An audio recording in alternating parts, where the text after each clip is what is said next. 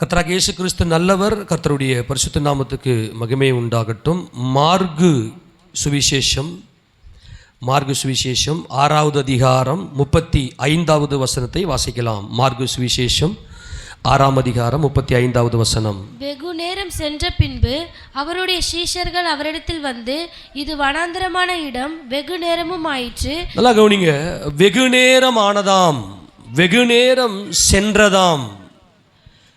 இயேசு ராஜாவுடைய சமூகத்தில் ஒரு பெரிய திரள் கூட்டம் வந்திருந்தாங்க.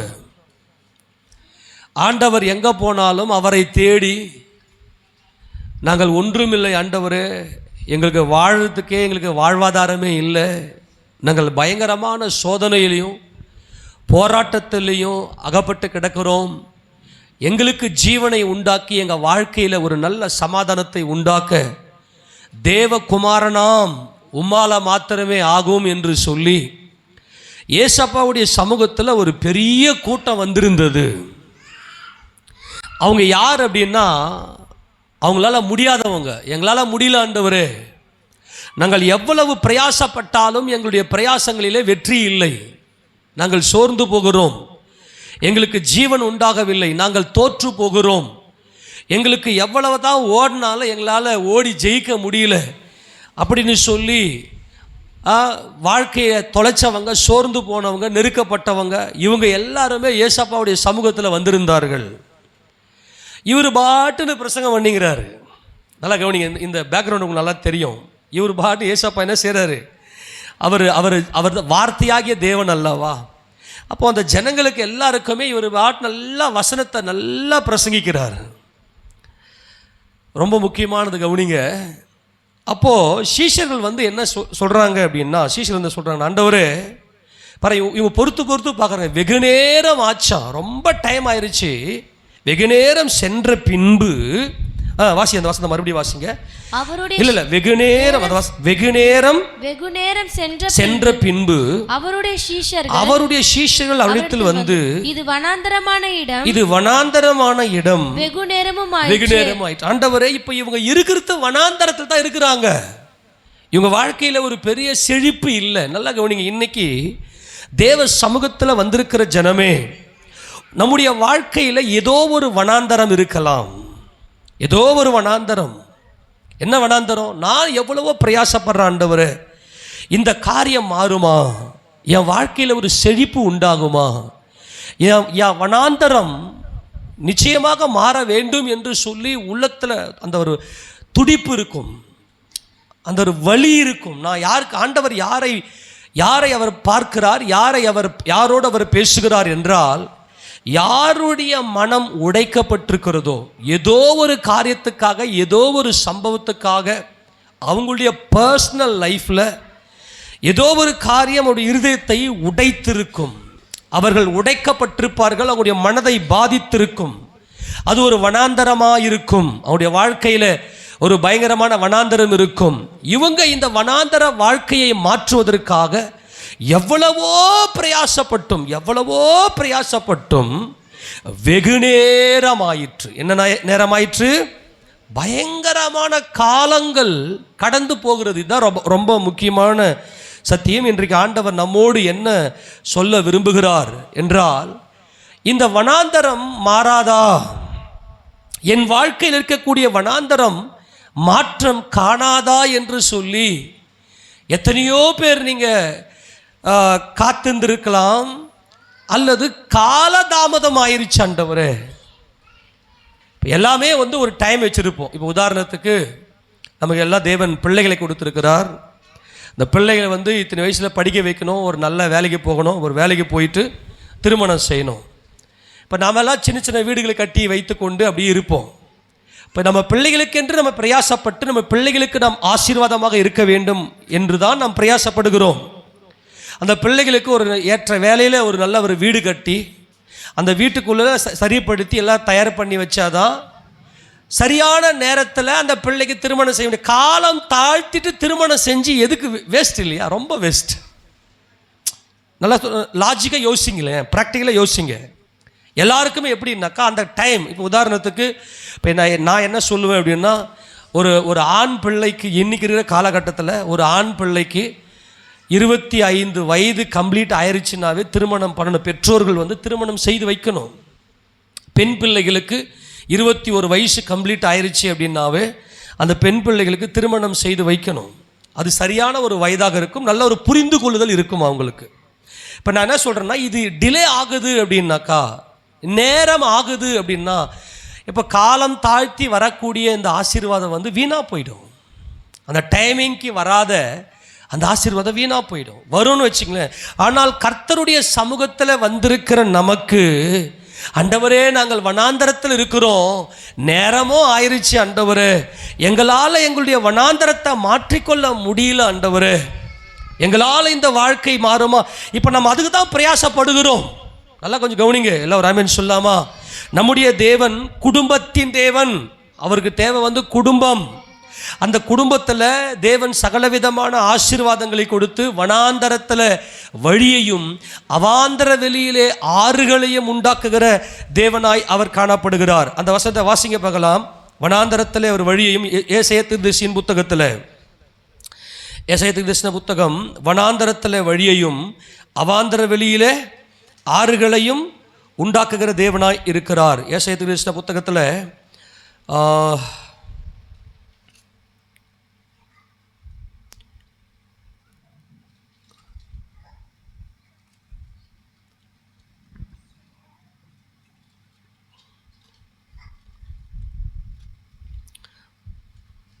40 ஒரே நிமிஷம் அந்த வசனத்தை வாசிங்க பார்க்கலாம். 43ஆம் அதிகாரம் 18-19 வசனத்தை வாசிங்க பார்க்கலாம். 43:18-19. முந்தினவைகளை நினைக்க வேண்டாம், பூர்வமானவைகளை சிந்திக்க வேண்டாம். ஆமென். இதோ நான் புதிய காரியத்தை செய்கிறேன், இப்பொழுதே அது தோன்றும், நீங்கள் அதை அறியீர்களா?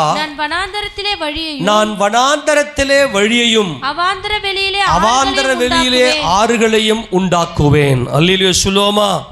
முந்தினவைகளை நினைக்க வேண்டாம். உங்களுடைய வனாந்தர வாழ்க்கையில் நீங்கள் காத்திருந்து சோர்ந்து போயிட்டு பெலனற்று கண்ணீரோட துக்கத்தோட வேதனையோட இருந்த அந்த முந்தினவைகளை நீங்கள் நினைக்க வேண்டாம், பூர்வமானவைகளையும் சிந்திக்க வேண்டாம்.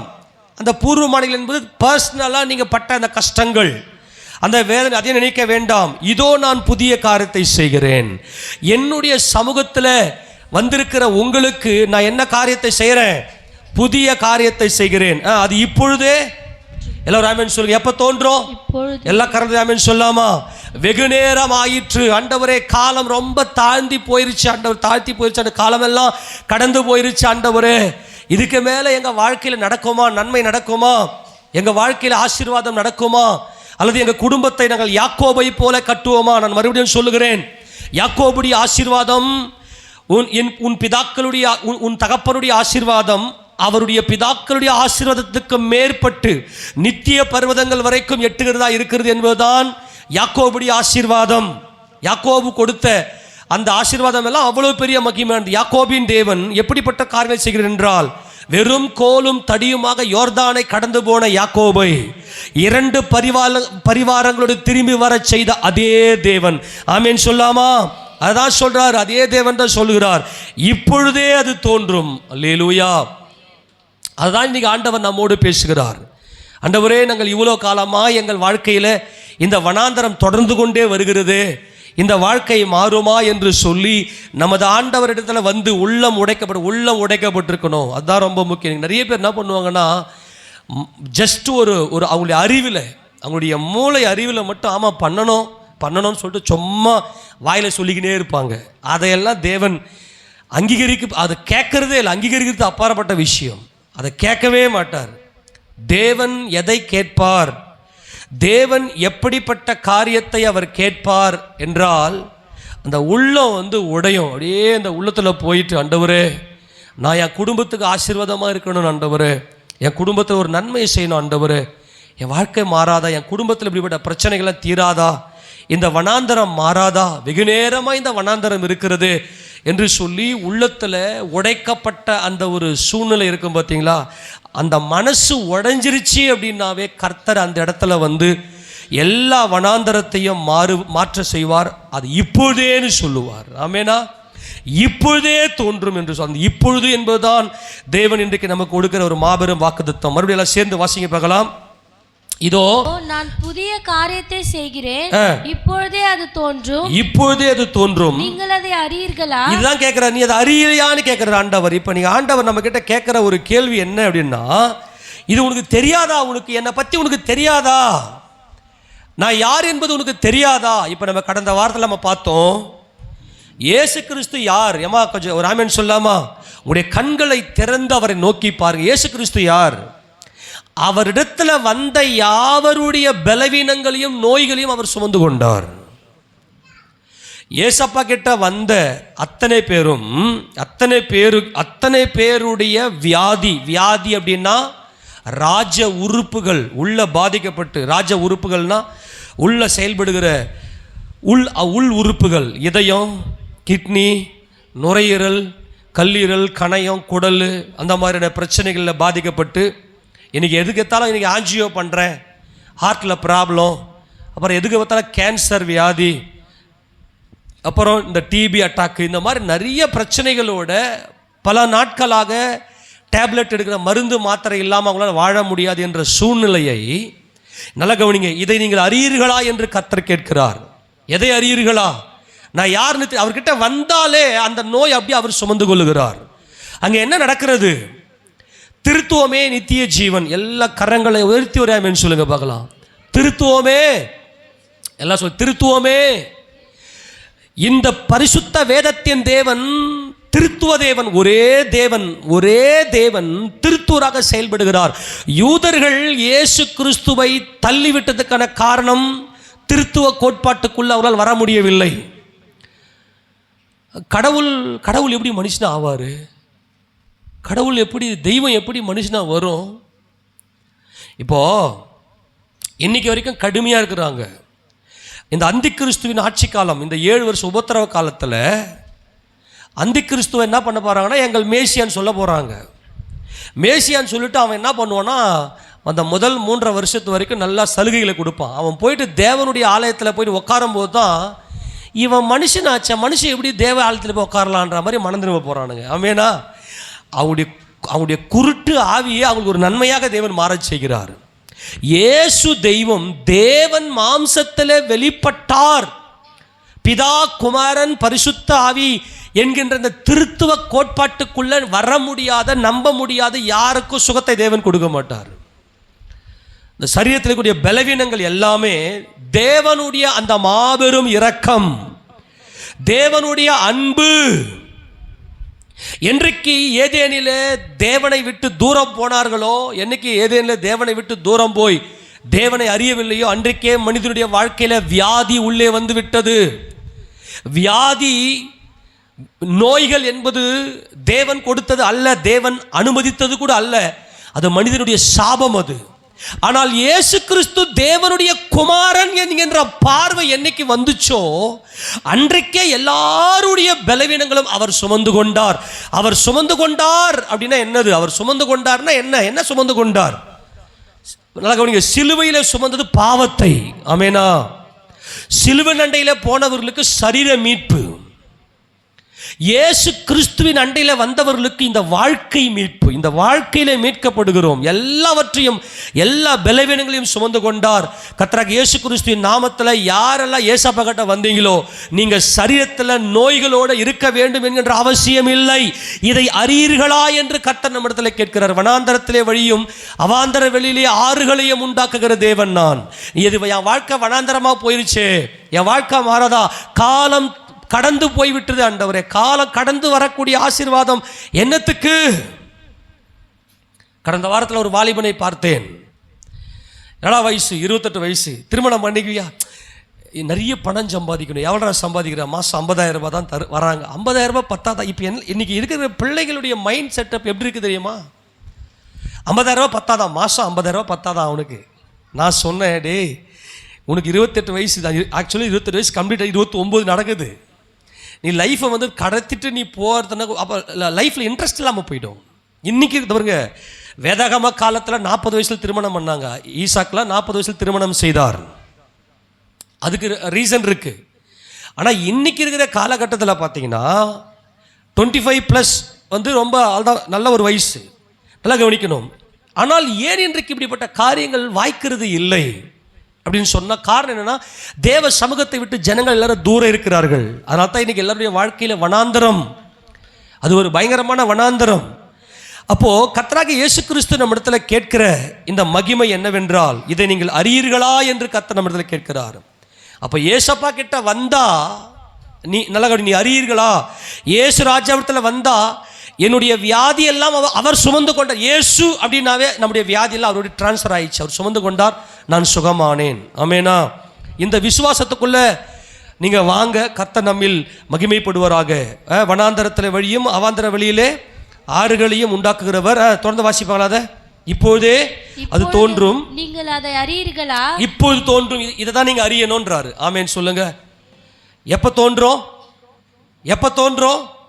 இப்பொழுதே தோன்றும், இப்பொழுதே தோன்றும். ஆண்டவரே, இந்த காரியம் இப்பொழுதே நடக்கும், அதை தான் நீங்க அறிந்து கொள்ளுங்க. நீங்க போயிட்டு தேவ சமூகத்தில் போய் நல்லா விண்ணப்பம் பண்ணுங்க, ஆண்டவர்கிட்ட போய் நல்லா மன்றாடுங்க.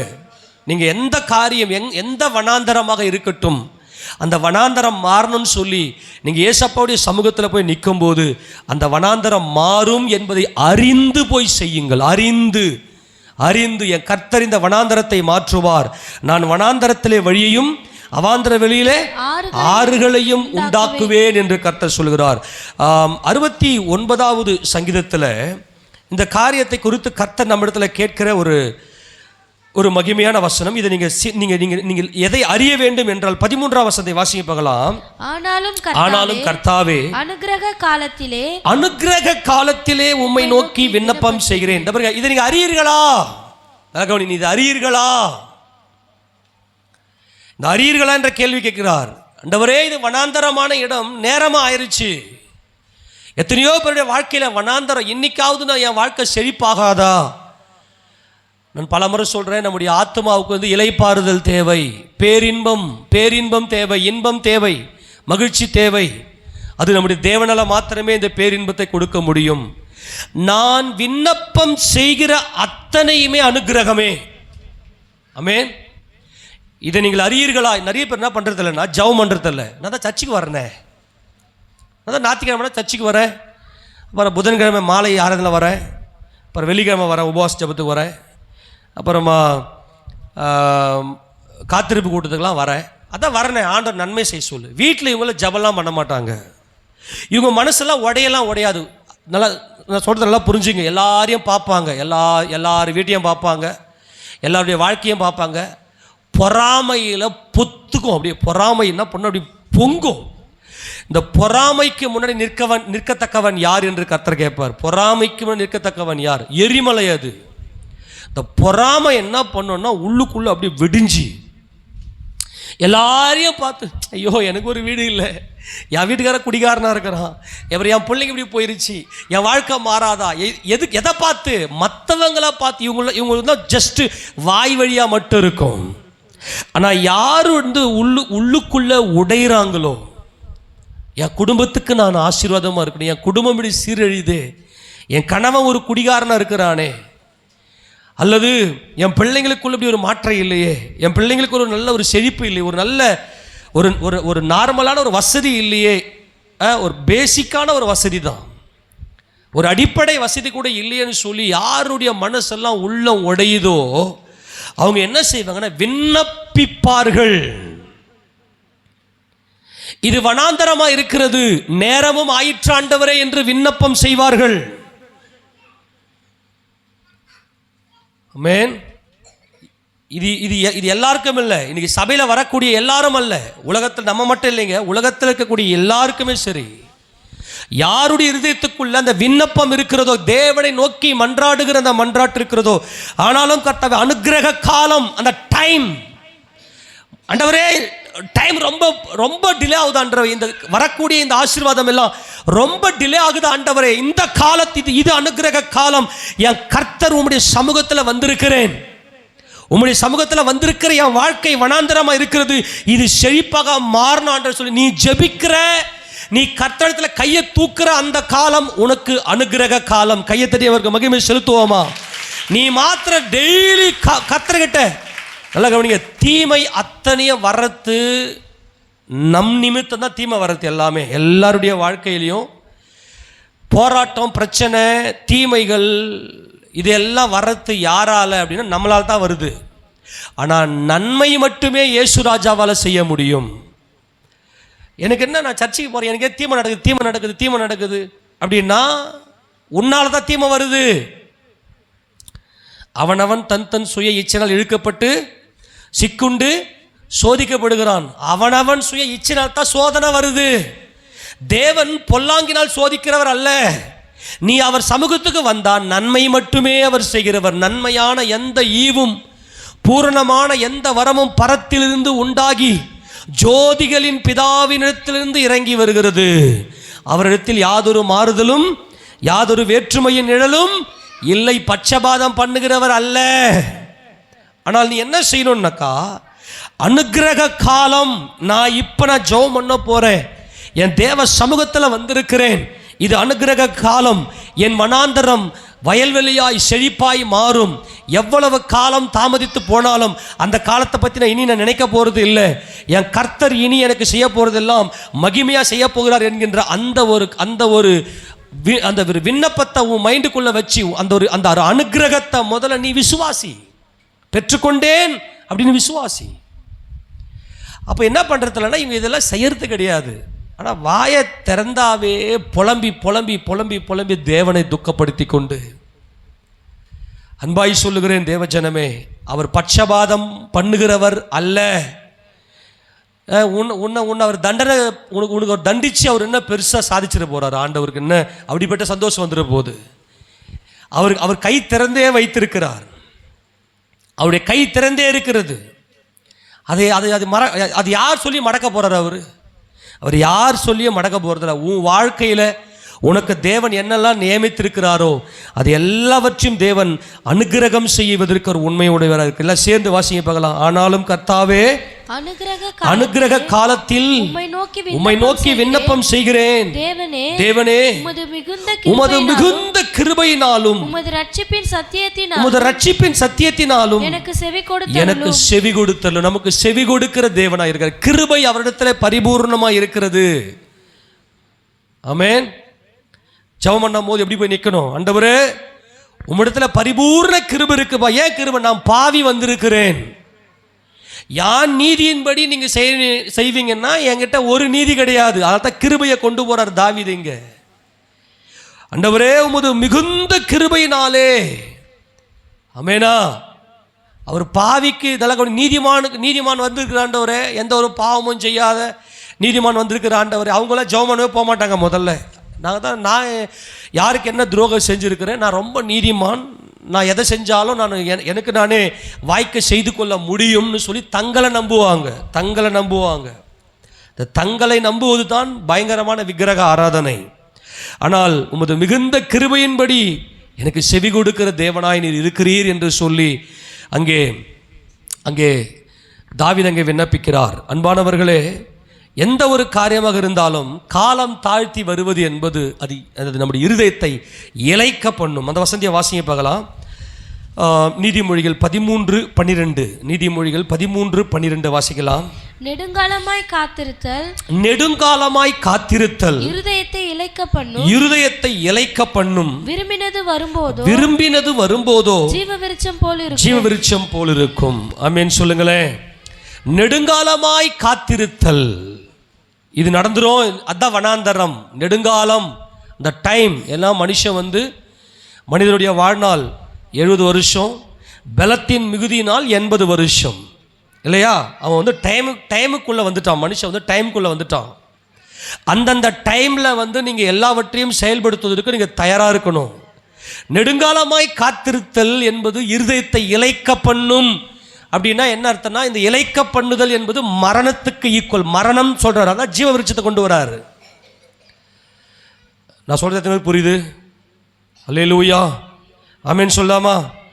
நெடுங்காலமாய் மனுஷன் ஒரு காரியத்துக்காக காத்திருக்கிறான் அப்படின்னா அவன் மரணத்தில் இருக்கிறான். அவனுக்கு மரணம் நிகழ்ந்து கொண்டிருக்கிறது. நெடுங்காலமாய் காத்திருத்தல், இருதயத்தில் வலிகள், வேதனைகள், சீக்கிரமாக செத்து போயிடுவாங்க. அன்பாய் சொல்லுகிறேன், நிறைய சிரிங்க. எங்க பிரதர் சிரிக்கிறது? ஒருத்தரோட ஒருத்தரை பேசினாத்தானே சிரிப்பு கூட வரும். அதுதான் சாப்பிடும் போதும் கையில் மொபைல் ஆஃப் பண்ணுறதில்ல. ஏண்டா தூக்கம் வருது அப்படின்னு வலிகளோடு இன்றைக்கி என்ன செய்கிறேன், இன்றைக்கி மொபைலை கஷ்டப்பட்டு மொபைல் ஆஃப் பண்ணிட்டு எல்லோரும் இன்றைக்கி தூங்குறாங்க. சாப்பிடும்போது கூட இன்றைக்கி என்னது, மொபைல் ஃபோனு. வேலை விட்டால் வீடு வந்தால் அப்படியே வந்துட்டாலும் கையில் மொபைல் ஃபோனு கீழே வைக்கிறது இல்லை. முன்னாடிலாம் பார்த்தோன்னா ஒருத்தரை மாற்றி ஒருத்தர் நல்லா பேசிக்கின்னு கமெண்ட் பண்ணி சிரிச்சிக்கின்னு வீட்டுக்குள்ளேயே எவ்வளவுக்கு எவ்வளவு நல்லா சிரிக்கிறோமோ அந்த இருதயத்துக்குள்ள இந்த வேதனைகள்லாம் மறக்க செய்யும். தெரியுமா தெரியாதா? நம்முடைய மூளையில் மிக முக்கியமான அந்த ஹார்மோன்லாம் சுரக்க ஆரம்பிக்கும் அந்த மன மகிழ்ச்சியில். ஆனால் இன்றைக்கி என்ன பண்ணுறதுலன்னா, ஏற்கனவே நம்ம வீட்டில் இருக்கிற பிரச்சனையே தாங்காமல் இருதயத்தை இழைக்க பண்ணி இதில் வேற தேவையில்லாத நியூஸ் எல்லாம் பார்த்து டிப்ரெஷன் ஆகி அதனால தான் மனுஷன் இப்போல்லாம் சீக்கிரமாக செத்து போயிடுறான். ஒரு அன்பாய் சொல்லுகிறேன், சோசியல் மீடியாவில் அதிகமாக போகாதீங்க. மனதை உடைக்கக்கூடிய பல கொடூர செயல்கள்லாம் நடக்கிறது. நீங்கள் அதெல்லாம் பார்த்து நல்ல திட மனது உடையவர்கள் என்ன செய்வீங்க அப்படின்னா, அந்த இடத்துல இந்த எப்பேற்பட்ட கொடூரமான சம்பவமாக இருந்தாலும் கர்த்தரை நோக்கி நல்ல ஸ்தோத்திரம் பண்ணி ஜெபிக்கலாம். ஆண்டவரே இந்த காரியம்லாம் மாறணும்னு. நீங்களே பலவீனமாக இருந்துக்குன்னு நீங்கள் போயிட்டு அதெல்லாம் பார்த்தீங்கன்னா உங்கள் மனம் பாதிக்கப்பட்ட இருதயத்தில் சீக்கிரமாய், இப்போ டாக்டர் ஒரு டாக்டர் இப்போ நாங்கள் விசாரிச்சப்ப சொன்ன விஷயம் தெரியுமா, அந்த பம்பிங் 2 விஷயத்தில் ரொம்ப ஸ்லோவாகிடும். ஒன்று சுகரில் அதிகமாகிடுச்சுன்னா ஸ்லோவாகிடும், இன்னொன்று தைராய்டில் ஸ்லோவாகிடும். இதை நீங்கள் ரொம்ப ஜாக்கிரதையாக பார்த்துக்குங்க. ஒரு டாக்டர் சொல்லி அனுப்பிச்சார், ஒரு நல்ல ஒரு ஆலோசனை, நல்லா கவனிங்க. இப்போ வியாதி உடம்புக்குள்ளே இந்த மாதிரியான பிரச்சனைகள் வருது இல்லையா? இன்னொரு விஷயம் என்னென்னா, நெடுங்காலமாய் காத்திருத்தல். இது எல்லாம் என்ன செய்யணும்னாக்கா, நம்மளுடைய மனசுக்குள்ள இதெல்லாம் பயங்கர சைக்காலஜி. நம்முடைய மனம் என்பது இந்த வேதம் முழுக்க நம்ம குறித்த தேவன் சொல்கிறாரு இல்லையா? இப்போது இந்த இருதயத்தில் இளைக்க பண்ணும் என்பது மரணத்தை சொல்கிறாரு. நெடுங்காலமாய் காத்திருத்தல் இருதயத்தை இளைக்க பண்ணும், ஆனால் விரும்பினது வரும்போது எப்படி இருக்குமா, ஜீவ விருட்சம் போல் இருக்கும். அப்போது அனுக்கிரக காலம். நீ ஜெபத்தில் ஒரு விண்ணப்பத்தை நீ கொண்டு போகிறியோ அன்னைக்கே உன்னுடைய வாழ்க்கையில் அது அனுக்கிரக காலம். தேவன் உனக்கு அந்த காரியத்தை அனுக்கிரகப்பட செய்கிறார். காரணம் சொல்லாமா, அந்த காரியத்தை அனுக்கிரகப்பட செய்கிறார். ஆனால் அது என்ன பண்ணுறதுன்னா, மனதுக்குள்ளே கொண்டு போகிறது, இருதயத்துக்குள்ளே கொண்டு போகிறது இல்லை. இருதயத்தில் கொண்டு போய் தேவ சமூகத்தில் போய் நிற்கிறது இல்லை. இப்போ எல்லாருமே தோலுக்கு பதிலாக தோலையும் தன் ஜீவனுக்கு பதிலாக மனுஷன் எல்லாவற்றையும் கொடுத்துருவான். இப்போ வியாதி உள்ளவங்க எல்லாம் அவங்களுடைய வலிகளில் ஏசப்பா கிட்ட வந்தாங்க. ஏசப்பா கிட்ட வந்ததுமே சரி, ஏசப்பா கிட்ட வந்ததுமே அவன் நோயெல்லாம் ஏசப்பா சுமந்து கொண்டார் அப்படின்னு நம்ம ஞாயிற்றுக்கிழமை பார்த்தோம். எப்படி சொல்லுங்க பார்க்கலாத? ஏசப்பா கிட்ட வந்ததுமே அந்த நோயெல்லாம் ஏசப்பா சுமந்து கொண்டார். ஆமென். இயேசு ராஜா கிட்ட வந்த அத்தனை பேரும் வியாதியோடு இருக்க தேவையில்லை, இதுதான் ரொம்ப ஸ்ட்ராங், இதை நீங்கள் அறியவில்லையா என்று கர்த்தர் நம்மிடத்தில் கேள்வி கேட்கிறார். அவருடைய சமூகத்துக்கு வந்தவர்களுக்கு பரிபூர்ண சுகம். ஏதேனிலே முன்னாடி ஆதாம் இருந்தார் பாருங்க, வியாதி இல்லாமல், நோய் இல்லாமல், மரணம் இல்லாமல் இருந்தார். அந்த ஸ்டேஜில் இப்போ நம்ம இருக்கணும். மறுபடியும் இயேசு கிறிஸ்து நமக்குள்ளே வந்துட்ட பிற்பாடு அந்த வசனத்தோட மறுபடியும் வாசிங்க பார்க்கலாம்.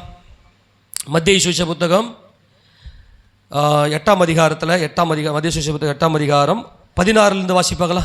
அஸ்தமனமான போது பிசாசு பிடித்திருந்த அநேகரை அவரிடத்தில் கொண்டு வந்தார்கள். அவர் அந்த ஆவிகளை தமது வார்த்தையினாலே துரத்தி பிணியாளிகள் எல்லாரையும் சுஸ்தமாக்கினார். அவர் தாமே இந்த ஆவி தான் என்ன செய்யும் அப்படின்னா, இந்த வியாதியை உண்டு பண்ணும். நம்ம பார்த்தோம் இல்லையா? ஆவிகள் தான் என்ன செய்யணும், உடம்புல இருக்கிற அந்த உறுப்புகள் எல்லாம் போயிட்டு என்ன பண்ணா பாதிப்படைய செய்யும் இந்த ஆவிகள். அந்த ஆவி இயேசு ராஜா கிட்ட வந்ததுமே அந்த ஆவிகள்லாம் வெளியேறுகிறது, பிணியாளிகள் எல்லாம் சுஸ்தமாகிறார்கள்.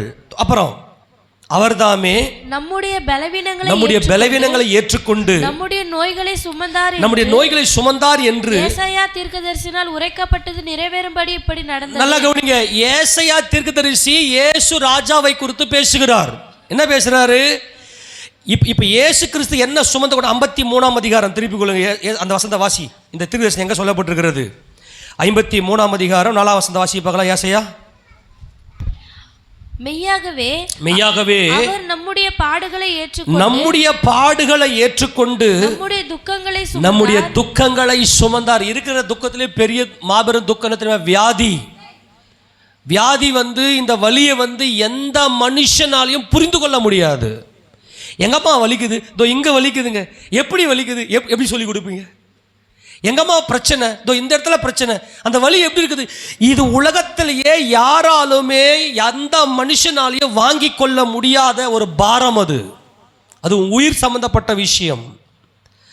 அப்போ மெய்யாகவே அவர் நம்முடைய பாடுகளை ஏற்றுக்கொண்டு நம்முடைய துக்கங்களை சுமந்தார். நம்முடைய பாடுகளை நமது ஆண்டவர் ஏற்றுக்கொண்டார். பாடுகள் நிமித்தமாக தான் இந்த வியாதி எல்லாம் வருது. ஆனால் இயேசு கிறிஸ்து தேவனுடைய குமாரன், தேவனை ஒருவனும் ஒரு காலம் கண்டதில்லை. ஆனால் பிதாவின் மடியில் இருக்கிற ஒரே பேரான குமாரனை அவரை வெளிப்படுத்தினார் என்று சொல்லி இந்த ஜனங்கள் அவர்கிட்ட வந்தாங்க. இவர் தேவகுமாரன், இயேசு கிறிஸ்து தேவன். கரங்களை தட்டி மகிமை செலுத்துங்களேன். அந்த பார்வை உனக்குள்ள வந்துருச்சுன்னா உன் வியாதியை ஏசப்பா சுமந்து கொண்டார். ஆமெனா? அந்த விசுவாசம் உங்களுக்குள்ள வருகிற வரைக்கும் உட்கார்ந்து நல்ல வசந்த தியானம் பண்ணுங்க. அதுக்கு அடுத்தபடியாக இன்னொன்று பார்த்து என்னது? அவர் சிலுவையில் சுமந்தது நம்முடைய பாவங்களை. பாவம் உன்னுடைய வியாதி சுகமாகிறதுக்கு வேற எதுவுமே நீ பண்ண தேவையில்லை. நீ அவர்கிட்ட வந்தனாவே அந்த பிசாசெல்லாம் ஓடி போயிடும்.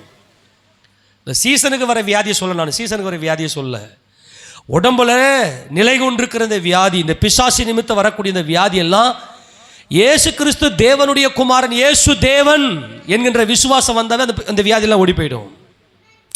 அது வந்த பிற்பாடு தான் அவர் என்னுடைய பாவங்களை சிலுவையில் சுமந்து தீர்த்தார் என்ற வெளிச்சத்தில் தான் நம்முடைய மறுரூபம் அங்கே உறுதி செய்யப்படுகிறது. நாம் மறுரூபம் ஆக்கப்பட போகிறோம். இயேசு கிறிஸ்துவை போலவே நம்ம மறுரூபம். அதுதான் குணமாகுதல். அதுதான் என்னது? குணமாகுதல். நல்லா கவனிங்க. அதுதான் குணமாகுதல். அவருடைய தழும்புகளால் குணம் ஆனீர்கள் என்பது கைவேலை இல்லாத அந்த வீடு தேவனால் நமக்கு கட்டப்பட்டிருக்கிறது. நாம் மறுரூபமாக போகிறோம். வாசி அது 1 பேதுரு 2:24. 1 பேதுரு 2:24 வாசிங்க.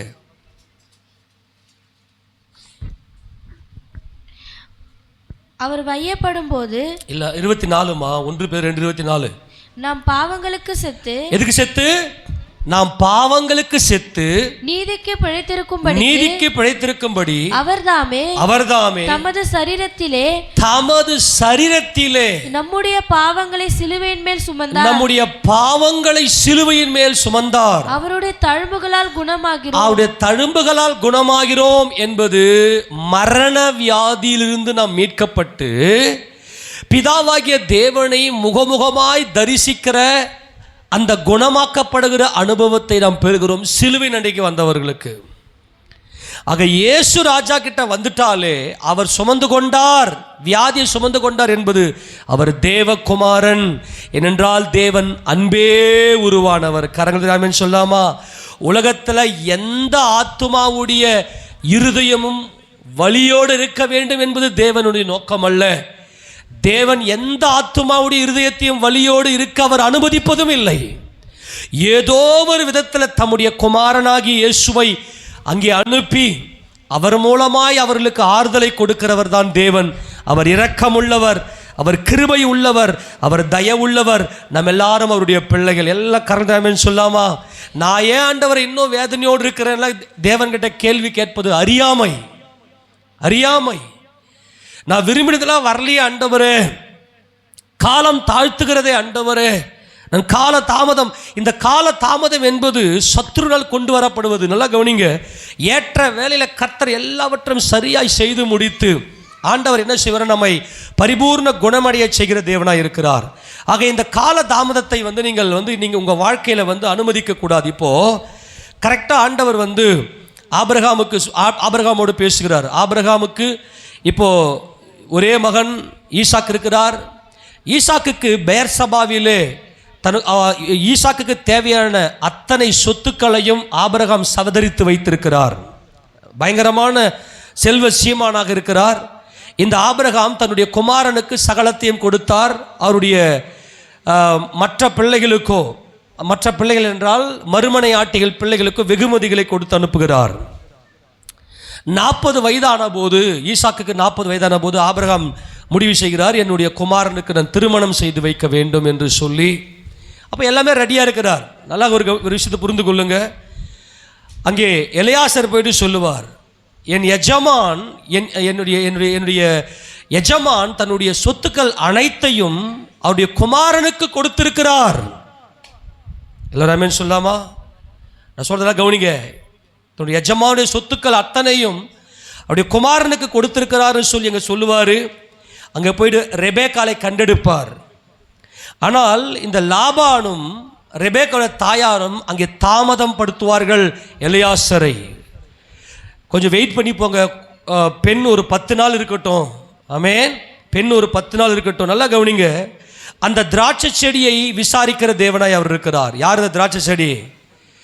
ரெபேக்கா என்கிற திராட்சை செடியை சரியான நேரத்தில் விசாரிச்சு அவர் சொல்லுவார், நான் தாமதிக்க மாட்டேன், நான் இப்பவே கிளம்புறேன். இந்த தாமதம் என்பது சத்துருவினால் ஏற்படக்கூடிய ஒரு பயங்கரம். அந்த வசந்தியை வாசிக்க பார்க்கலாம். ஆதியாகம புத்தகம் 24வது அதிகாரம் திருப்பி கொள்ளுங்க. ஆதியாகமம் 24 அங்கே அவர் சொல்லுகிற அந்த அறிக்கையில் ரொம்ப முக்கியமானது. 24ஆம் அதிகாரத்தில் 55வது வசனத்தை வாசிங்க பார்க்கலாம். அப்பொழுது அவள் சகோதரனும் அவள் தாயும் 10 நாளாகிலும் பெண் எங்களோடு இருக்கட்டும், பிற்பாடு போகலாம் என்றார்கள். அதற்கு அவன், கர்த்தர் என் பிரயாணம். நல்லா கவனிங்க. எத்தனை நாள் இருக்கணுமா பொண்ணு? 10 நாளாவது இருக்கட்டும் பொண்ணு. நல்லா கவனிங்க. இந்த திருமண காரியம் என்பது ஏற்ற வேளையில் கர்த்தர் சரியாய் நடத்தி முடிக்கிற தேவன். ஆமென் சொல்லாமா? அவருடைய சமூகத்தில் வந்திருக்கிறோம் ஆண்டவரே. அப்பனா என்ன? நல்லா கவனிங்க. திருமணம் செய்யணும் அப்படின்னா, அந்த ஏற்ற காலம் வரணும் அப்படின்னா, அந்த குமாரனுக்கு எல்லா குடும்பம் நடத்தக்கூடிய எல்லா விதமான வசதிகளையும் அந்த தாய் தகப்பன் ஏற்படுத்தி தர வேண்டும். அந்த பிள்ளைகளை அப்படிப்பட்ட ஒரு நல்ல புத்திசாலி பிள்ளைகளாய், உழைக்கிற பிள்ளைகளாய், சுறுசுறுப்பான பிள்ளைகளாய், ஜாக்கிரதை உள்ள பிள்ளைகளாய் அந்த பெற்றோர் வளர்த்திருக்க வேண்டும். ஆக தேவ சமூகத்தில் வந்திருக்கிற நமக்கு இங்கே ஆபிரகாமை குறித்து அங்கே ஒரு நல்ல ஒரு சாட்சியை இங்கே எலியாசர் சொல்வதை திருப்பி கொடுங்க. அந்த வாசிக்க பார்க்கலாம். 35 வாசிக்க பார்க்கலாம். கர்த்தர் என் எஜமானை மிகவும் ஆசீர்வதித்திருக்கிறார். கரங்கள் சொல்லாமா? நம்முடைய தேவன் ஆசீர்வதிக்கிற தேவன். எப்படி ஆசீர்வதித்தார்? மிகவும் ஆசீர்வதித்திருக்கிறாராம். அப்புறம் அவர் சீமானாய் இருக்கிறார். ஹல்லேலூயா. என்ன இருக்கிறாரு? சீமான் அப்படின்னா ஒரு ராஜ்யத்தையே நடத்துறாரு. அவர்கிட்ட 318 வேலைக்காரங்க இருந்தாங்க. அந்த வேலைக்காரருடைய ஃபேமிலி எவ்வளோ பேர் இருந்திருப்பாங்க? எப்படியும் ஒரு 1000 பேர் வச்சு. அப்போ எவ்வளவு ஆடு மாடுகள் இருந்திருக்கும்? அப்போ எவ்வளோ ஒரு ராஜ்யத்தையே நடத்துகிறவர் எஜமான். தேவன் உன்னை அழைத்தால் அந்த அழைப்புக்கு பாத்திரமாய் இருக்கிற உன்னை அவர் சீமானாக வைக்கிற தேவன். அவருடைய சமூகத்தில் காத்திருக்க நமக்கு அவர் டிலே பண்ண மாட்டார். ஆமென் சொல்லுங்க. அதானே சொல்லி கொண்டிருக்கிறேன். காத்திருக்க விட மாட்டார். தேவ சமூகத்தில் வந்திருக்கிற உன்னை காத்திருக்க விடமாட்டார். எல்லா காரியத்தையும் எந்த ஒரு ஸ்ட்ரகிளும் இல்லாமல் சரியான நேரத்தில் கர்த்தர் எல்லாவற்றையும் சரியாய் செய்து முடிக்கிற தேவன். அவருக்கு என்ன இருக்குதோ அவருக்கு கர்த்தர் அவருக்கு ஆடு மாடுகளையும் வெள்ளியையும் பொன்னையும் வேலைக்காரரையும் ஒட்டகங்களையும் கழுதைகளையும் கொடுத்திருக்கிறார். என் எஜமானுடைய மனைவியாக சாராள் முதிர் வயதான போது என் எஜமானுக்கு ஒரு குமாரனை பெற்றார். அவர் தமக்கு உண்டான யாவையும் அவனுக்கு கொடுத்திருக்கிறார். ஆமென் சொல்லுங்க. எல்லா கரங்களும் ஆமென் சொல்லுங்க. நீங்க உங்க பிள்ளைகளுக்கு திருமணம் செய்யும் போது கோடீஸ்வரனை வச்சீங்கன்னா அது உங்களுடைய பெருந்தன்மை, அது உங்களுடைய விசுவாசத்தினுடைய பூரணம்.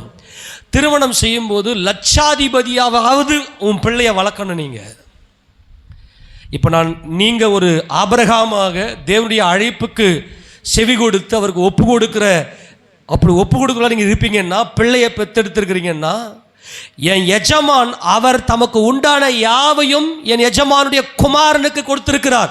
என் எஜமானுடைய குமாரனுக்கு பெண் கொள்ள வந்திருக்கிறேன். நீங்க பெண் கொடுக்க போகிற அந்த ஆம்பளை, அவன் ஆம்பளை சாதாரண ஆள், அவன் ஆம்பளை சிங்கம். அவன் வீடும் ஆஸ்தியும் பிதாக்களுக்கு சுதந்திரம். புத்தி உள்ள மனைவியோ சொல்லுங்க, புத்தி உள்ள மனைவியோ கர்த்தர் அருளுமே வீடும் ஆஸ்தியும் பிதாக்கள் வைக்கணும். நான் இப்போ அதை தான் தேவன் சொல்லி கொண்டிருக்கிறார். ஆண்டவரே, பிள்ளைங்கள்லாம் பெருசாயிருச்சு ஆண்டவரே, என்னால் இன்னும் ஒரு வீடு கூட வாங்க முடியல, வீடு கட்ட முடியல, அவங்கள என்ன செய்வா ஆண்டவரே அப்படின்னு சொல்லி ஒருவேளை நீங்கள் அங்கலாய்த்து கொண்டிருக்கலாம். மனசுக்குள்ள அந்த வழிகள் வரலாம்.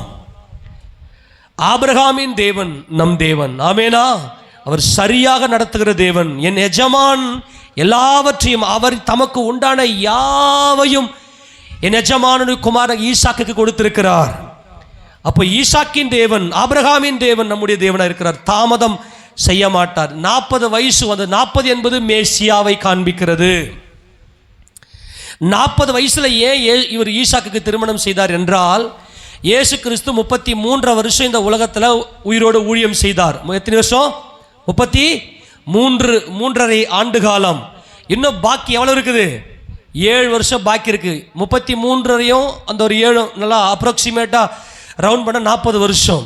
40 வருஷத்தில் நாம் சந்தோஷப்பட்ட கலிகூர்ந்து அவருக்கு தூய் செலுத்த கடவோம். ஆட்டுக்குட்டியுடைய கல்யாணம் வந்தது. அவருடைய மனைவி தன்னை ஆயத்தம் பண்ண சொல்ல கேட்டேன். சுத்தமும் பிரகாசமான மெல்லிய வஸ்திரம் தரித்து கொள்ளும்படி அவளுக்கு அளிக்கப்படுது மெல்லிய வஸ்திரம் பரிசுத்த நீதிகளே. அப்போ 40 வயசுல ஏசப்பா திருமணம் செய்து கொண்டு இந்த பூமியில் ஆட்சி செய்ய வரப்போகிறார். ஆமேனா? இதோடைய சாயலாகத்தான் ஈசாக்குக்கு 40 வயசு திருமணம், ஒரு மேசியாவுடைய சாயல்.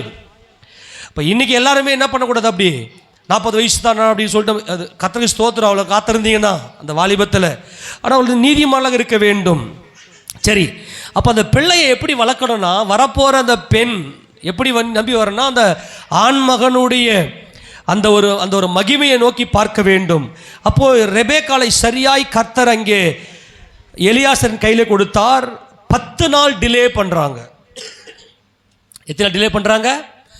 அங்கே லாபான் வந்து கேட்குறான், 10 நாள் என் பொண்ணு எங்கள் கூட இருக்கட்டும். ஏன் இவர் கேட்டிருக்கிறது எல்லாத்தையும் கறக்கலான்ற ஐடியா ஒன்றத்தில் லாபானுக்கு. ஏன்னா லாபானுடைய நோக்கமே ஃபுல்லாக வாங்கி கறக்கணும் இல்லையா, எல்லாத்தையும் ஏமாற்றணும், அதுதான் லாபானுடைய மனம். ஆனால் அதற்கு அவன் என்ன சொல்றாரு பாருங்க, எலியாசர் 56 வாசிங்க பார்க்கலாம். அதற்கு அவன் கர்த்தர் என் பிரயாணத்தை வாய்க்க பண்ணிருக்க நீங்கள் எனக்கு தடை செய்யாதிருங்கள், நான் எஜமானத்திற்கு போக என்னை அனுப்பிவிட வேண்டும் என்றான். அல்லேலூயா. 84 சங்கீதம் 14 வசனத்தை வாசிங்க பார்க்கலாம். சேனைகளின் தேவனாகிய கர்த்தாவே, வேகமாத்து வாசிங்க. 84:14 80:14 சேனைகளின் தேவனே திரும்பி வாரும், வானத்திலிருந்து கண்ணோக்கி பார்த்து இந்த திராட்சை செடியை விசாரித்தருளும். கரங்களை துறையாமே சொல்லாமா? அவர் பரலோகத்திலிருந்து கண்ணோக்கி பார்த்து இந்த ரெபேக்கா என்கின்ற திராட்சை செடியை அவர் விசாரித்து விட்டார். ஆமேனா? இப்போ ரெபேக்காவை கூப்பிட்டு கேட்குறாங்க, என்னம்மா நீ டிலே பண்ண போறியா, தாமதம் பண்ண போறியான்னு. ரெபேக்காவுக்குள்ள நல்ல இந்த அபிஷேகம் இருந்தபடினாலே வாசி அந்த 57 வசனத்தை வாசிங்க. அப்பொழுது அவர்கள் பெண்ணை அழைத்து அவள் வாய்ப்பிறப்பை கேட்போம் என்று சொல்லி ரெபேக்காளை அழைத்து, நீ இந்த மனிதரோட கூட போகிறாயா என்று கேட்டார்கள். அவள் போகிறேன் என்றாள். அப்போ இவங்களுக்கு என்ன இல்லைன்னா, ஒரு நம்பிக்கை இல்லை இவங்க மேல இவங்க கூட அனுப்புறதுக்கு. ஆனால் தேவன் இந்த திராட்சை செடியை விசாரித்து விட்டார். அல்லேலூயா. அன்பாய் சொல்லுகிறேன், எப்பொழுதுமே சொல்லுகிறேன், உங்களை விசாரிக்கிற இந்த திராட்சை செடியாகிய உங்களை விசாரிக்கிற தேவன் நமக்கு இருக்கிறார். அவர் சரியான நேரத்தில் ஏற்ற வேளையில் அவர் விசாரிப்பார். யாருக்குன்னா, அந்த உள்ளத்தில் அந்த வலி இருக்கிறவங்களுக்கு தான். ஆண்டவரே, என் குடும்பத்துக்கு நான் ஆசீர்வாதமாக இருக்கணும் ஆண்டவரே, நான் எல்லாத்தையும் நான் மாற்றணும் ஆண்டவரே, இன்றைக்கும் என் வாழ்க்கை ஒரு வனாந்தரமாக இருக்குது ஆண்டவரேன்னு சொல்லி வந்து நிற்கிற யாராக இருந்தாலும் சரி, தேவன் அப்படி சரியான ஒரு பிரமாணத்துக்குள்ளே அவர் கொண்டு போகிறார். ஆபிரகாம் அவர் இருந்தது வந்து விசுவாசத்தில் ஒரு கூடாரம் போட்டு கொண்டிருந்தார். அந்த கூடாரமே பார்த்தோன்னா ஒரு பெரிய அரண்மனை மாதிரி தான் ஆபிரகாம் கட்டி வச்சிருந்தார். தெரியுமா? அந்த கூடாரம்லாம் பார்த்தீங்கன்னா கேதாரின் கூடாரத்தை போல நல்ல ஒரு பெரிய கூடாரங்களை போட்டு எந்த ஒரு தீமையும் இல்லாத அளவுக்கு தான் கூடாரத்தில் கூடியிருந்தால். காரணம், அவர் அஸ்திபாரமுள்ள நகரத்துக்கு அவர் காத்திருந்தார்.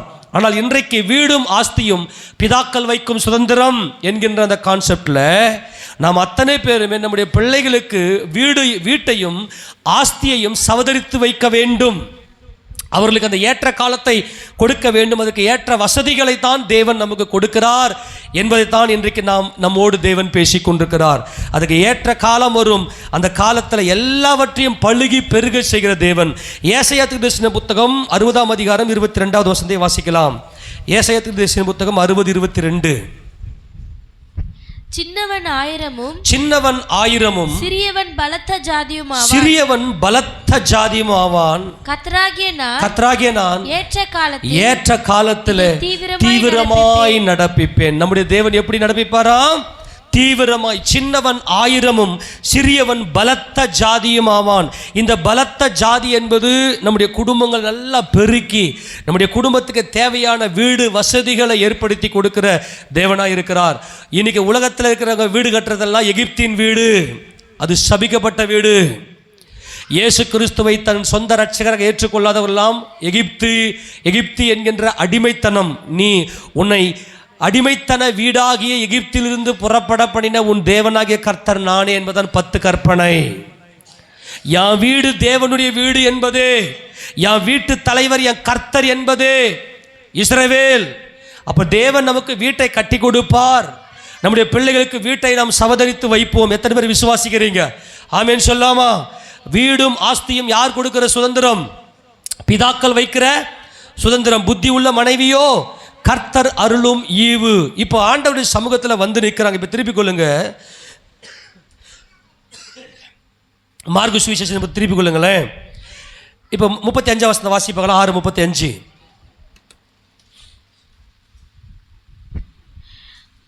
வெகு நேரம் சென்ற பின்பு அவருடைய சீஷர்கள் அவரிடத்தில் வந்து, இது வனாந்தரமான இடம், வெகு நேரமும் ஆயிற்று. நல்லா கவனிங்க, இந்த சம்பவத்தை நல்லா புரிந்து கொள்ளுங்க. இதுதான் நம்முடைய இயேசப்பாவுடைய மனம். அவர் இரக்கமுள்ள தேவன். ஆண்டவர் ஊழியம் செய்த நாட்களை எல்லாரும் அவர் சமூகத்தில் வந்தாங்க. வந்த எல்லாரையும் அவர் குணப்படுத்தினார், சுகப்படுத்தினார், அவர் இரக்கம் பாராட்டினார், எல்லாரையும் வாழ வைத்தார். இயேசு கிறிஸ்து இல்லாமல் நமக்கு வாழ்வு கிடையாது. ஏதேனிலே தொலைத்த அந்த நிம்மதியை, ஏதேனிலே தொலைத்து போட்ட அந்த நிம்மதியை மறுபடியுமாய் இயேசு கிறிஸ்துவுக்குள் நாம் பெற்றுக்கொள்ளுகிறோம். இந்த சம்பவம் நடக்கும்போது ரொம்ப ஊழியத்தில் ரொம்ப பிஸியாக இருந்தார் ஆண்டவர். அநேக ஜனங்கள் வந்த வண்ணமாய் போன வண்ணமாய் இருக்கிறாங்க. அவங்களால சாப்பிட கூட முடியல. அப்போது ஒரு வனாந்தரமான ஒரு இடத்திற்கு கொஞ்சம் இளைப்பாறும்படியாய் வாசிங்க. பல 31 வாசிங்க. அவர் அவர்களை நோக்கி வனாந்தரமான ஒரு இடத்தில் தனித்து சற்றே இளைப்பாறும்படி போவோம் வாருங்கள் என்றார். சொன்னவரே யாரு? இப்போ ரொம்ப டயர்டா இருக்கு, கொஞ்சம் ரெஸ்ட் எடுக்கலாமே வா. இயேசு ராஜாவுக்குள்ளேயே அவர் 100% அவர் மாம்சத்தில் செயல்பட்டவர், மாம்சத்தில் இருந்தவர். 100% 100% இயேசு கிறிஸ்து மாம்சத்தில் வெளிப்பட்டார். அவர் தேவன். ரொம்ப டயர்டாக இருக்குது. அதனால் கொஞ்சம் ஜனங்களுடைய கண்ணில் படாமல் கொஞ்சம் தனியாக போய் ரெஸ்ட் எடுக்கலாம் வா அப்படின்னு சொல்லி சீஷர்களை கூட்டிக் கொண்டு, ஏனெனில் வருகிறவர்களும் போகிறவர்களும் அநேகராய் இருந்தபடியினால் போஜனம் பண்ணுகிறதற்கு அவர்களுக்கு சமயம் இல்லாதிருந்தது. அப்படியே அவர்கள் தனிமையாய் ஒரு படவில் ஏறி வனாந்தரமான ஒரு இடத்திற்கு போனார்கள். ஆண்டவர் பிளான் பண்ணி தான் போறாரு, தனியா போறாரு. கொஞ்சம் போய் ரெஸ்ட் எடுக்கலாம்னு சொல்லிட்டு அந்த படகை ரெடி பண்ணின்னு வனாந்தரமான ஒரு இடத்திற்கு கப்பல் ஏறி அந்த படகுல போறாரு.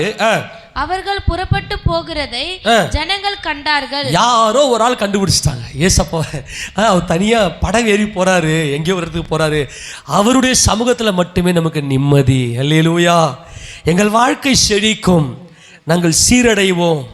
எங்கள் வாழ்க்கையில் ஒரு நிம்மதி, எங்கள் வாழ்க்கையில் ஒரு நம்பிக்கை, எங்கள் வாழ்க்கையில் ஒரு மகிழ்ச்சி எல்லாமே அவருடைய சமூகத்தில் மட்டும்தான். அதனால் அவர் சமூகம் இல்லாமல் எனக்கு நிம்மதி இல்லை என்று சொல்லி ஒரு பெரும் கூட்ட ஜனங்கள் அவரை அறிந்த ஒரு பின்னாடியே போகிறாங்க. வாசிங்க பார்க்கலாம். அவரை அறிந்த அநேகர் சகல பட்டணங்களிலும் இருந்து கால்நடையாய் அவரிடத்திற்கு ஓடி அவர்களுக்கு முன்னே அங்கே சேர்ந்து அவர்கள் கூடி வந்தார்கள். நல்லா கவனிக்கணும், இவங்க கால்நடையாவே ஓடுறாங்க. அவர் படகுல போறாரு, இவங்க கால்நடையாவே ஓடுறாங்க. கொஞ்சம் நல்லா நினச்சி பாருங்கள். இந்த ஜனங்களை கொஞ்சம் நல்லா நினச்சி பாருங்கள்.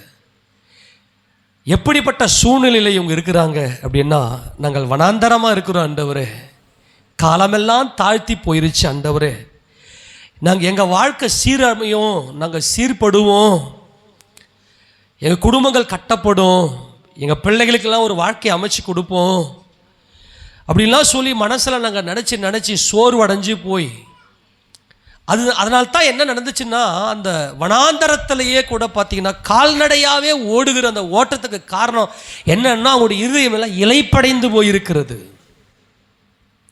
நிம்மதி இல்லை வாழ்க்கையில்.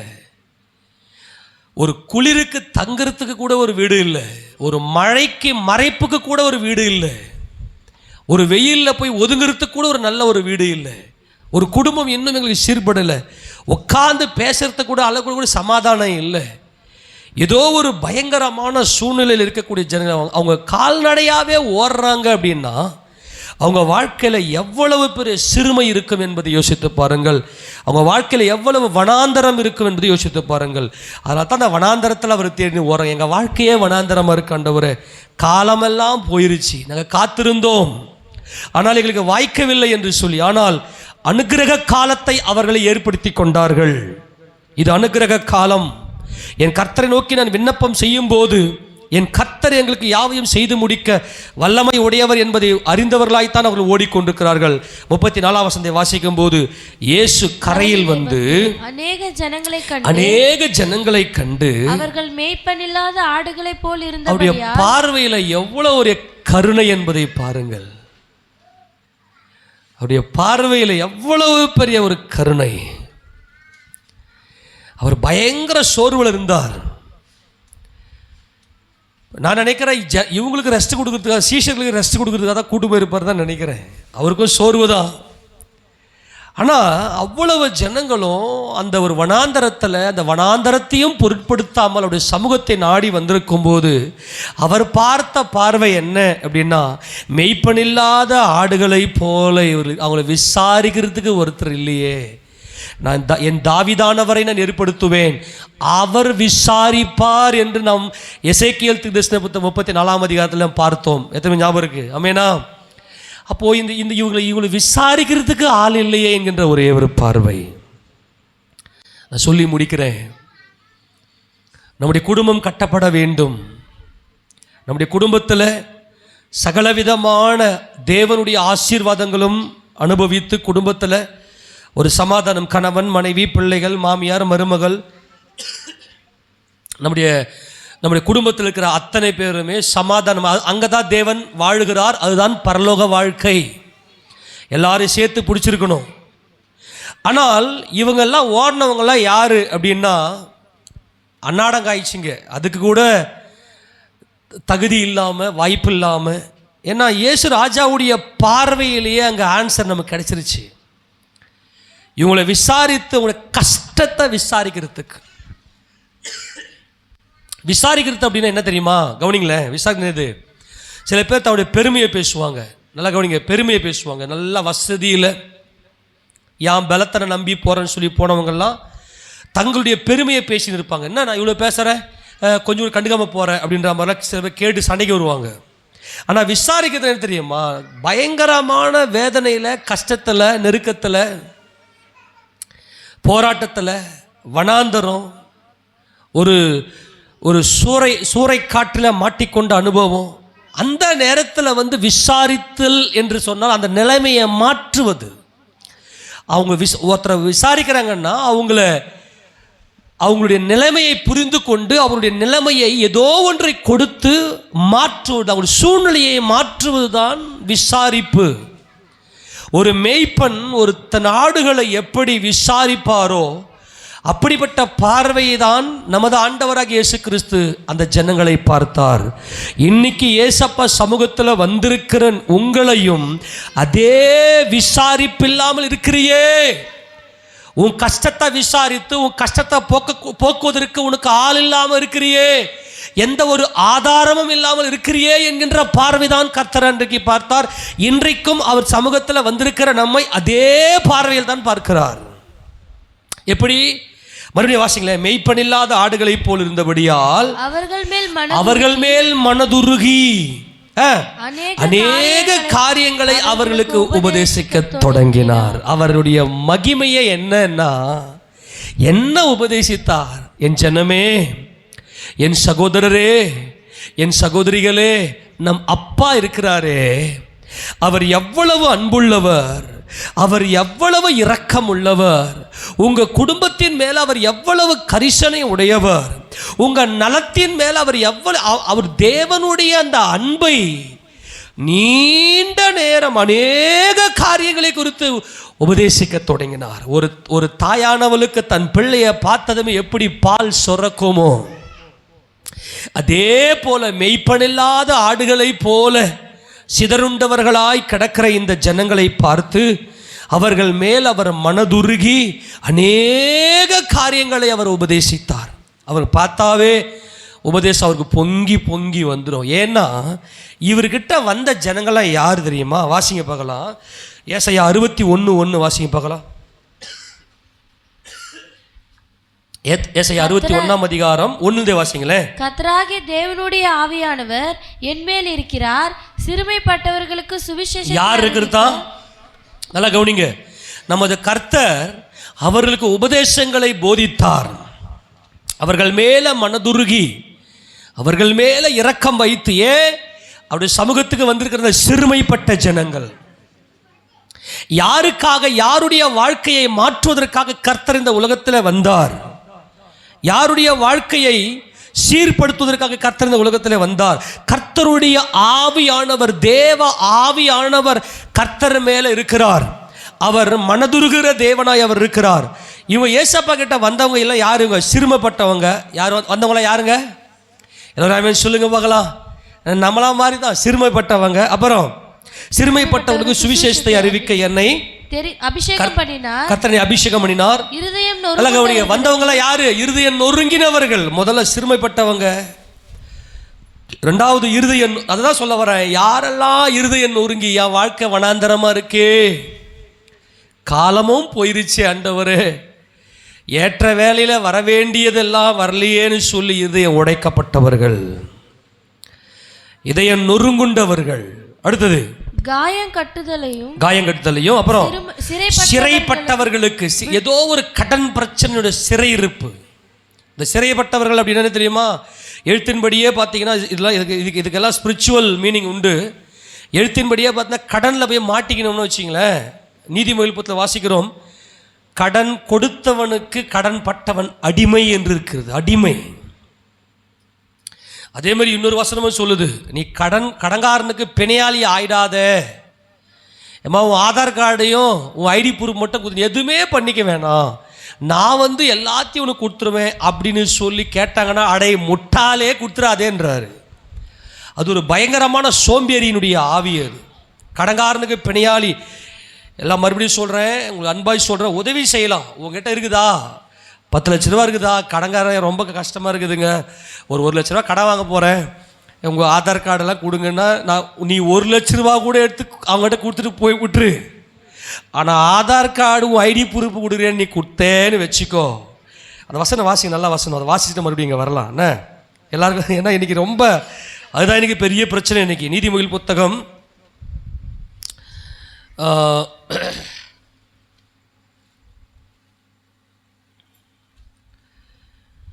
நீதிமொழிகள் 24 அதிகாரம் 24 அதிகாரம்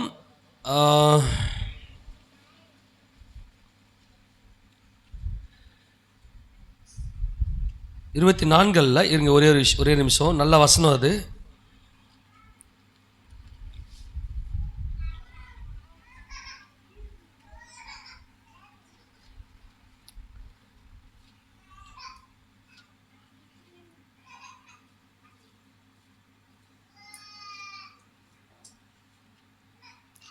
இந்த கடன்காரனுக்கு நீ உடன்பாடு கையெடுத்து 22 அதிகாரம்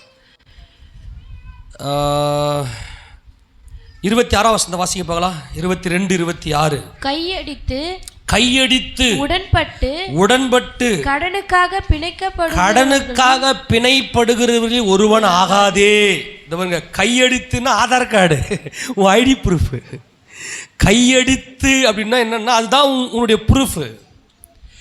நீ இந்த உலகத்தில் யார் அப்படின்னு சொல்லி காண்பிக்கிறது அந்த ஐடி ப்ரூஃப் தான். இப்போ கையடித்து உடன்பட்டு கடனுக்காக பிணைப்படுகிறவர்கள் ஒருவனாக. கடனுக்காக நீ பிணைப்பற்றாத, இன்னொருத்தருடைய கடனுக்காக நீ பிணைப்பற்றாத. அது சிறையிருப்பு. அது கடன் என்பது சிறையிருப்பு. இப்போ கடன் கொடுக்க முடியும். யார் ஏசப்பா கிட்ட வராங்க, அவங்களுடைய வாழ்க்கையெல்லாம் கர்த்தர் எல்லா வனாந்தரத்தையும் அவர் செழிப்பாய் மாற்றுகிற தேவன். நீங்கள் அவரை மட்டும் நோக்கி பாருங்க. உங்கள் ஐடி ப்ரூஃபை கொடுங்க அப்படின்னு கேட்காதீங்க யார்கிட்டையும் போயிட்டு. அவங்கள போய் கடனில் என்ன உனக்கு ஒரு நேரம் இருக்கிறது கொடுத்துருவேன். அந்த கடனை நீ என்ன பண்ணிடுவேன்னா செலுத்திடுவேன். உன்னால் செலுத்தவே முடியாத ஸ்டேஜில் வரும்போது கடங்கார நேரம் எங்கே போய் உன் ஐடி ப்ரூஃப் தான் காட்டுது. நீ வா, நீ ஜெயிலில் உட்காருவா, இல்லைனா உன் வீட்டை ஜப்தி பண்ணுறேன்னு சொல்லிட்டு உதவி செய்ய வந்தவங்களுக்கே உபத்திரத்தில் மாட்டி விட்டு நான் என்ன பண்ணுறது எனக்கு கட்டமல்ல வழக்காரம் பேசுறது. அதெல்லாம் கொடுமையான வாய். அந்த வாயில எல்லாம் கர்த்தர் நல்ல வாயாக மாற்றுவாராக. மறுபடியும் அந்த வசந்த வாசிகளை சேர்ந்து கையடித்து உடன்பட்டு கடனுக்காக பிணைப்படுகிறவர்கள் ஒருவன் ஆகாதே. செலுத்த உனக்கு ஒன்றும் இல்லாதிருந்தால் நீ படுத்திருக்கும் படுக்கையும் அவன் எடுத்துக்கொள்ள வேண்டியதாக. உன் படுக்கையை, அதாவது வீட்டை ஜப்தி பண்ணுவான். உன் ஐடி ப்ரூஃபை கொடுத்துட்டு நீயும் மனைவி பிள்ளைகள்லாம் நடுத்தெருவில் தான் படுக்கணும், படுக்க வச்சிருவான். ஆக சிறைப்பட்டு, இந்த சிறையிருப்பு என்பது கொடுமையானது. அது அதனால் உன் வேலையில் நீ ஜாக்கிரதையாக இரு என்று கர்த்தர் சொல்லுகிறார். தொடர்ந்து வாசி, அது ரொம்ப நல்ல வசனங்கள். இந்த வசனங்கள்லாம் உன் பிதாக்கள் நாட்டின பூர்வ எல்லைக்குறியை மாற்றாதே, தன் வேலையில் ஜாக்கிரதையாக இருக்கிறவனை நீ கண்டால் அவன் நீசருக்கு முன்பாக இல்லாமல் ராஜாக்களுக்கு முன்பாக இருப்பான். தன் வேலையில் நீ ஜாக்கிரதையாக இருக்க வேண்டும். அப்போ இப்படிப்பட்ட இந்த சிறையிருப்பில் இருக்கிறவர்கள் எல்லாரும், கடன் பிரச்சனை இருக்கிறவங்க எல்லாரும் உள்ளம் உடைக்கப்பட்டு இயேசு ராஜாவுக்கு முன்னாடி நின்னாங்க. அவங்களுடைய அந்த பிரச்சனையை விசாரிக்கிறதுக்கு ஆள் இல்லாமல் இருந்தார்கள். ஆனால் கர்த்தர் அவர்களை விசாரித்தார். இப்போ வாசியை தொடர்ந்து 61ஆம் அதிகாரம் ஏசாயா புத்தகத்தில் இருதயம் நொறுங்குண்டவர்களையா, இருதயம் நொறுங்குண்டவர்கள், அப்புறம் காயம் கட்டுதலையும் சிறைப்பட்டவர்களுக்கு விடுதலையும் கட்டுண்டவர்களுக்கு கட்டவிழ்க்குதலையும் கூறவும் கர்த்தருடைய அனுக்கிரக வருஷத்தையும் நம்முடைய தேவ நீதியை சரிக்கட்டும் நாளையும் கூறவும் துயரப்பட்ட அனைவருக்கும் ஆறுதல். ஆமென் சொல்லுங்க. யார் யார் பார்த்தோம்? சிறுமைப்பட்டவங்க, இருதயம் நொறுங்குண்டவங்க, சிறைப்பட்டவங்க என்பது கடன் பிரச்சனை இருக்கக்கூடிய அத்தனை பேருமே சிறைப்பட்டவர்கள்.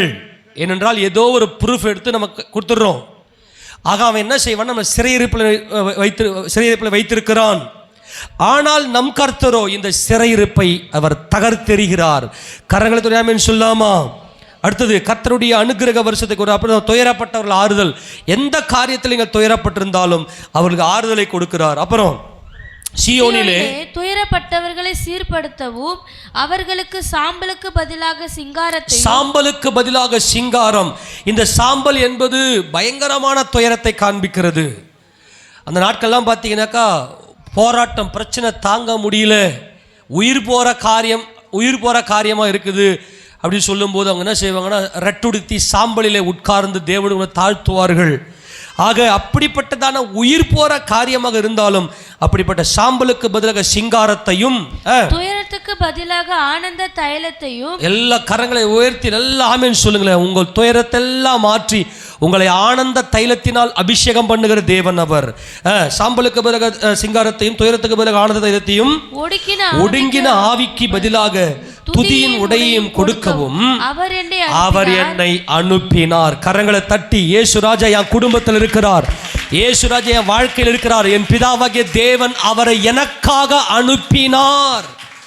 அதனால்தான் இந்த ஜனங்கள் எல்லாம் அவர்கிட்ட ஓடினாங்க. அவர்கிட்ட வந்துட்டு வனாந்தரம் நெடுநேரம் ஆயிருச்சு. அதெல்லாம் அவருக்கு ஒண்ணுமே இல்லை. எல்லாத்தையும் எந்த ஒரு அந்த கால தாமதமும் இல்லாதபடிக்கு தேவன் மாற்ற வல்லமை உடையவர்.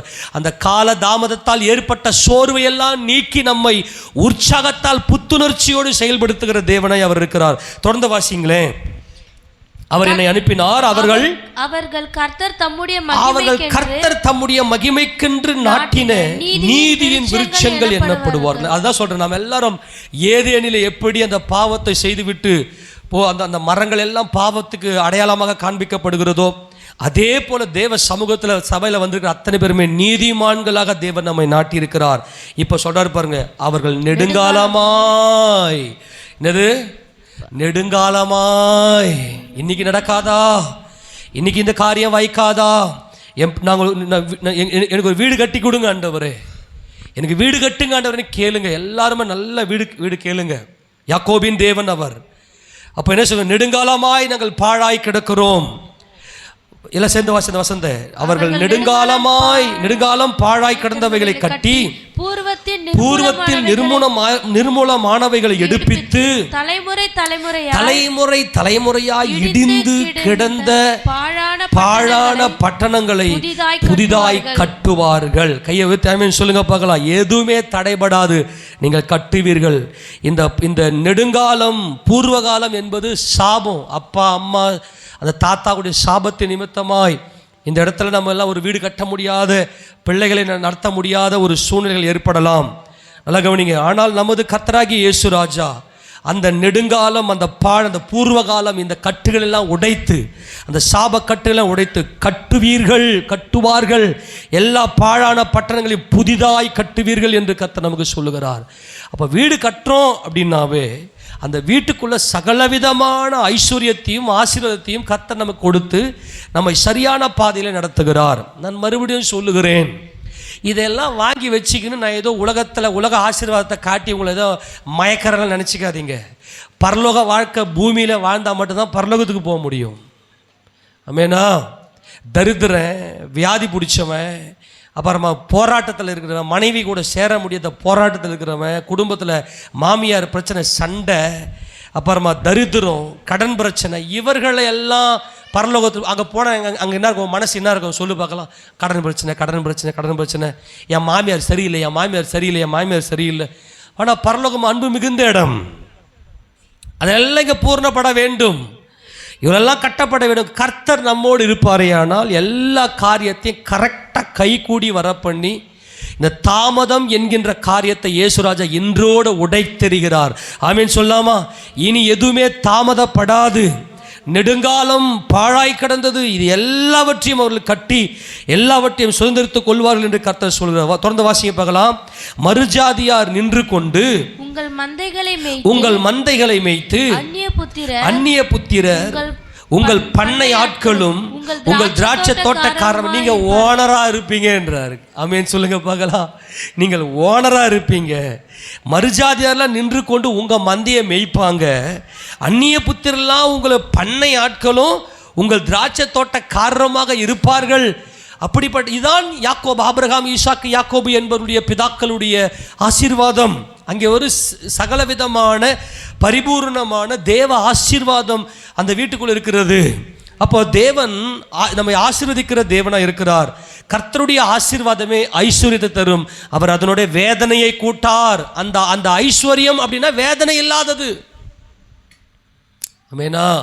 கர்த்தருடைய ஆசீர்வாதமே ஐஸ்வர்யத்தை தரும். அவர் அதனோட வேதனையை கூட்டார். தம்முடைய பிள்ளைகளுக்காக பாரப்படுறீங்களா? இல்லை நல்லா தின்னுபிட்டு இருக்கிறதையும் போதும் சொல்லி தூங்குறீங்களா? பிள்ளைங்களுக்கு பாரப்படும். பிதாக்கள் வீடும் ஆஸ்தியும் பிதாக்கள் வைக்கும் சுதந்திரம். பிதாக்கள் பாரப்படணும். பிள்ளைகளை அதுக்கேற்ற மாதிரி டியூன் பண்ணணும்.